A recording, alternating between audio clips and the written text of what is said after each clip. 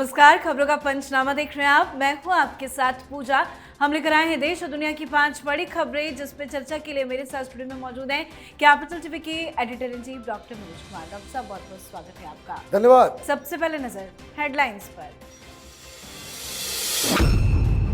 पश्चिम Asia संकट के बीच action में पीएम मोदी, आर्थिक सलाहकार परिषद के साथ की बैठक, ईज ऑफ डूइंग बिजनेस सुधारों पर दिया जोर। ममता के घर बैठक में पहुंचे सिर्फ 8 विधायक, 6 सांसद, पार्टी पर नियंत्रण दिखाने की कोशिश फिर नाकाम। तो वहीं नेता प्रतिपक्ष की नियुक्ति पर कोर्ट जाने की तैयारी में टीएमसी। अंडरग्राउंड हुए खान सर, मोबाइल भी बंद, गिरफ्तारी के लिए पुलिस तैयार। अग्रिम जमानत से पहले खान सर नहीं करेंगे सरेंडर। जंतर मंतर पर कांग्रेस के मुखौटे में हल्ला बोल, अभिजीत दीपके का पहला विरोध प्रदर्शन हुआ फ्लॉप। शिक्षा मंत्री धर्मेंद्र प्रधान के इस्तीफे की उठाई मांग। टीम इंडिया का वैभव बने सूर्यवंशी, भारतीय टी20 टीम में मिली जगह। इंग्लैंड आयरलैंड दौरे के लिए टीम का ऐलान, वैभव के फैंस हुए गदगद। खबरों की शुरुआत में सबसे पहले बात पीएम मोदी की बड़ी बैठक की। दुनिया भर के बाजारों और आर्थिक हालात में काफी उतार चढ़ाव चल रहे हैं। इसके बावजूद भारत अपनी तरक्की की रफ्तार को कम नहीं होने देना चाहता। इस मकसद के लिए प्रधानमंत्री नरेंद्र मोदी ने आज प्रधानमंत्री की आर्थिक सलाहकार परिषद की बैठक बुलाई और इसकी अध्यक्षता भी की। इस बैठक का मकसद वैश्विक अनिश्चितताओं और चुनौतियों के बीच भारत की आर्थिक वृद्धि को बनाए रखने की रणनीतियों की समीक्षा करना था। बैठक के दौरान प्रधानमंत्री और परिषद के सदस्यों ने अस्थिर वैश्विक माहौल में आर्थिक गति को मजबूत करने पर चर्चा की। इसके साथ उन्होंने भारत की मजबूती को बढ़ाने के लिए कई विचारों, ease of living, ease of doing और नीतिगत उपायों पर चर्चा की। चर्चा का मुख्य केंद्र बदलती अंतर्राष्ट्रीय परिस्थितियों के बीच मैक्रो इकोनॉमिक स्थिरता सुनिश्चित करते हुए विकास दर को बनाए रखना था। सर, क्या पीएम मोदी ने संदेश दिया इस मीटिंग में? देखिए, संदेश बिल्कुल साफ है। हिंदुस्तान में कुछ लोग ऐसे हैं, राहुल गांधी जैसे, जो आर्थिक सुनामी की बात कर रहे हैं। ये कह रहे हैं कि इंडियन इकोनॉमी इज डेड। लेकिन पिछले 3-4 दिनों में सरकार ने जिस तरीके से तत्परता के साथ एक्शंस भी लिए हैं, दूसरे देशों के साथ रिश्ते भी बनाए हैं, और भोलेनाथ का करिश्मा देखिए, अंडमान निकोबार के अंदर हमें नेचुरल गैस भी मिल गया है। तो जो कष्ट है, जिसकी वजह से पूरी दुनिया परेशान है, उससे कैसे निपटा जाए, इसके जुगत में लगे हुए हैं प्रधानमंत्री मोदी। वेनेजुएला के साथ ऊर्जा सुरक्षा, वहां से कैसे क्रूड ऑयल आएगा, इसके ऊपर फैसला हुआ, उसके ऊपर करार किया गया। साथ ही साथ हिंदुस्तान में कैसे विदेशी निवेश आए, यहां पे इन्वेस्टमेंट हो, भारत एक मैन्युफैक्चरिंग हब मिले, उसके लिए कानून में बदलाव। और नतीजा क्या है? 7.6% ग्रोथ रेट के साथ भारत दुनिया के सबसे तेज इकोनॉमी में शुमार है। सबसे फास्टेस्ट जो लार्ज इकोनॉमी है G20 में, उसमें हम फास्टेस्ट हैं। और अब प्रधानमंत्री मोदी ने बैठक की कि ईज ऑफ डूइंग बिजनेस, किस तरीके से हम दुनिया भर की कंपनियों को भारत बुलाएं। और जब भी ऐसा होता है, आप देखिए, इस देश में हड़कंप मचना चालू हो जाता है, फिर प्रोटेस्ट करना चालू किया जाता है, कि ताकि दुनिया को यह मैसेज दिया जाए कि India is not a very stable democracy. सरकार के अच्छे कार्यों के ऊपर ये कुछ कॉकरोच किस्म के लोग जो है वो पानी फेरने का काम करते हैं। तो ये एक बड़ा ही इंपॉर्टेंट बैठक आज प्रधानमंत्री मोदी ने की है। अब बात ममता बनर्जी की बढ़ती मुसीबतों की। ममता बनर्जी के घर हुई बैठक में फिर से अधिकतर विधायक और सांसद नहीं पहुंचे। बैठक में सिर्फ 8 विधायक ही पहुंचे, जबकि राज्यसभा के 2 सांसद सहित कुल 6 सांसद ही शामिल हुए। और इस तरह पार्टी पर नियंत्रण दिखाने की कोशिश फिर से नाकाम हो गई। 23 सांसदों का गुट भी बन चुका है, जो कभी भी ममता बनर्जी से अलग हो सकता है। इसी बीच कल्याण बनर्जी ने कहा है कि स्पीकर की ओर से नियुक्त किए गए विपक्ष के नेता ऋतव्रत बनर्जी अवैध हैं और पार्टी इसके खिलाफ सोमवार को हाईकोर्ट का रुख करेगी। सर, क्या कुछ चल रहा है टीएमसी के भीतर? टीएमसी में कुछ अच्छा चल ही नहीं रहा है। खबर ये आ रही है कि ऑलरेडी 23 सांसदों का एक गुट, जो काकुली घोष दस्तेदार के नेतृत्व में सोमवार को बीजेपी के नेताओं से मिलने जा रहा है, स्पीकर से मिलने जा रहे हैं। They want to create another group they might not join BJP, लेकिन वो एक अलग एंटिटी बनकर, ओरिजिनल टीएमसी बनकर वो संसद के अंदर ऑपरेट करेंगे। ये खबर जो है वो आ गई। आप ढोल बजाते रहे, हाईकोर्ट में जाने से क्या फायदा होगा? आप हाईकोर्ट जाओगे, फिर सुप्रीम कोर्ट जाओगे, तब तक तो ये टीएमसी नाम की ममता बनर्जी की राजनीति वाली वो तो नैया डूब चुकी होगी।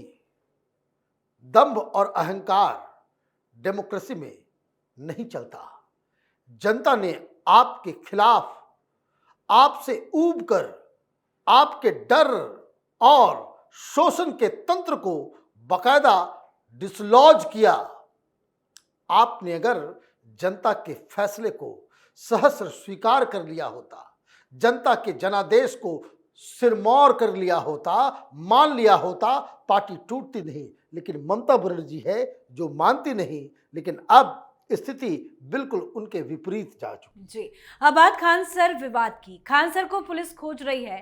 खान सर की गिरफ्तारी तो तय ही है, हालांकि अभी तक वो पुलिस को नहीं मिले हैं। उनका फोन बंद है और पुलिस तलाश में जुटी है। हालांकि खान सर के सरेंडर करने की खबर भी सामने आई थी, पर खान सर ने सरेंडर नहीं किया क्योंकि आज शनिवार है और ऐसे में उन्हें शनिवार रविवार होने के चलते 2 दिन जेल में रहना पड़ सकता था। जमानत के लिए उन्हें सोमवार का इंतजार करना होगा, तो इसी वजह से खान सर गायब बताए जा रहे हैं। फिलहाल इतना तो साफ हो गया है कि खान सर की गिरफ्तारी अब कभी भी किसी भी वक्त हो सकती है। तो वहीं खान सर के वकील अरविंद कुमार का कहना है कि ये खान सर को फंसाने और बदनाम करने की कोशिश है। अग्रिम जमानत के लिए अर्जी भी वो दाखिल करेंगे। सर, कहां लापता है खान सर? देखिए, खान सर लोगों के जहन में लापता हो गए। जिस तरीके से उन्हें प्यार मिला, जिस तरीके से लोग उनको रेट किया करते थे, कितने शानदार तरीके से उसके बारे में घर घर में चर्चा होती थी, अपने सारे किए कराए के ऊपर उसने खुद ही पानी फेर दिया। झूठ पे झूठ, झूठ पे झूठ, झूठ पे झूठ, और आपके सारे झूठ जो है वो दुनिया के सामने आ गए। अब मामला बड़ा संगीन है। आज खबर आई कि वो जाकर के सरेंडर करने वाले हैं, लेकिन वो नहीं गए। आपने बिल्कुल सही पकड़ा कि आज सैटरडे, कल संडे, उनको तो जेल जाना पड़ता। अब उनके वकील अरविंद कुमार कह रहे हैं कि हम एंटिसिपेटरी बेल के लिए जाएंगे। लेकिन यकीन मानिए, जिस तरह का केस है, जिस तरीके से गवाही है, जिस तरीके से ये कहा गया कि जो गोलियां चली वो फैजल खान के कहने पे चली, कि वो 2 बेचारे जो गार्ड थे वो तो नौकर हैं, हाथ में उनके पास बंदूक थी। उन्होंने कहा कि भाई जो करना है वो चलाओ गोली, जो होगा हम देख लेंगे। तो अब देखना तो पड़ेगा, जेल तो जाना पड़ेगा। अभी आप स्विच ऑफ करके भागे भागे फिर रहे हैं। ये किस तरीके के टीचर हैं आज के ज़माने के, जो सच बोलना सिखाना चाहिए, जो आपको सहिष्णु होना चाहिए, कंपटीशन में भी आपको जो है कि स्पोर्ट्समैन स्पिरिट होना चाहिए। इस तरह की चीज़ें हमारे न्यू जनरेशन को, यंग लोगों के अंदर ये इनकलकेट करने की आवश्यकता थी। अब इस तरह के गुरु होंगे तब ये तो घंटाल बन गए हैं, तो इनके ऊपर तो कार्रवाई और इनकी गिरफ्तारी वो बिल्कुल लाजमी है। जी, चलिए बढ़ते हैं आगे। दिल्ली के जंतर मंतर पर आज कॉकरोच जनता पार्टी का बड़ा प्रदर्शन हुआ। अभिजीत दीपके, जो अमेरिका में रहते हैं, आज सुबह 7:30 बजे ब्रिटिश एयरवेज की फ्लाइट से सीधा दिल्ली एयरपोर्ट उतरे और वहां से सीधे आंदोलन में पहुंच गए। दिल्ली पुलिस ने उन्हें सुबह 10 बजे से शाम 5 बजे तक प्रदर्शन करने का टाइम दिया था। इसलिए जंतर मंतर पर हजारों पुलिस वाले और बैरिकेड्स लगाकर सुरक्षा एकदम टाइट कर दी गई थी। मंच पर आते ही अभिजीत दीपके ने केंद्र सरकार पर जमकर भड़ास निकाली, धर्मेंद्र प्रधान के इस्तीफे की मांग की। हालांकि जिस भीड़ की उम्मीद की जा रही थी वो धरना में नहीं नजर आई। सर, बड़ी बड़ी बातें कही गई थी, लेकिन विरोध प्रदर्शन इस तरह से फ्लॉप क्यों हो गया? फ्लॉप इसलिए हो गया क्योंकि इस तरह के लोगों के ऊपर लोगों का कोई भरोसा नहीं है। इनके जो गुरु हैं, जिस आम आदमी पार्टी के गटर से निकलकर ये कॉकरोच बाहर आया है, लोग तो उस पर यकीन करना भूल गए। जब यह आंदोलन चल रहा था, मैंने कई बार इस बात को कहा है कि अगले 20 साल तक हिंदुस्तान में कोई आंदोलन नहीं होगा और इसके लिए जिम्मेदार अरविंद केजरीवाल है। जिस तरीके से अन्ना आंदोलन में जनता ने खुलकर इनका समर्थन किया और जिस तरीके से इन लोगों ने आम जनता का भरोसा तोड़ा, आंदोलन के नाम को बदनाम किया, एक तो हिंदुस्तान उसके लिए रेडी नहीं है। और ये कौन है? ये कॉकरोच। इसको क्या लग रहा था कि ब्रिटिश एयरवेज के फ्लाइट से हम उतरेंगे, जंतर मंतर जाएंगे और रातों रात जो है हम हीरो बन जाएंगे? जंतर मंतर की वस्तु स्थिति ये थी कि वहां कुल मिलाकर के 500-700 लोग होंगे। उस 500-700 लोगों में 50% मीडिया वाले थे, 30% पुलिस वाले थे और 20% ये कॉकरोच भी नहीं, ये जेएनयू के, ये जेएनजी कर रहे थे। सब बूढ़े बूढ़े जो है, पके पके बाल वाले जो है, सारे लोग वहां पहुंचे हुए थे। और वहां नारे क्या लग रहे थे? हमें चाहिए आजादी, आजादी लाना चाह रहे हो तुम? ये तो बहाना था। और ये, इसको मुझे तो हंसी आ रही थी, उसको क्या लग रहा है? ये हिंदुस्तान है, इस तरह की इडियोसिटी का कोई जगह नहीं है। जय जय भीम, भीम जय भीम, जय भीम कर रहे हो। ये तमाशा चल रहा है क्या? ये तमाशा चल रहा है? ये तो मुझे लग रहा है कि it was just a joke. एक आपने आईडी बनाई इंस्टाग्राम पे और लोगों की भीड़ उसके ऊपर आ गई क्योंकि वो फनी था। Cockroach party is a funny name.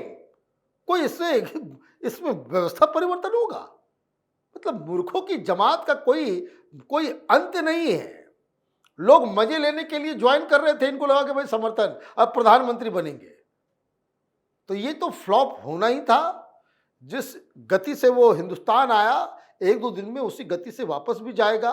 और ये सारी चीजें एक मजाक और एक उसको कह सकते हैं कि हंसी के लिए इसे याद किया जाएगा। जी, अब बात आज की आखिरी खबर की।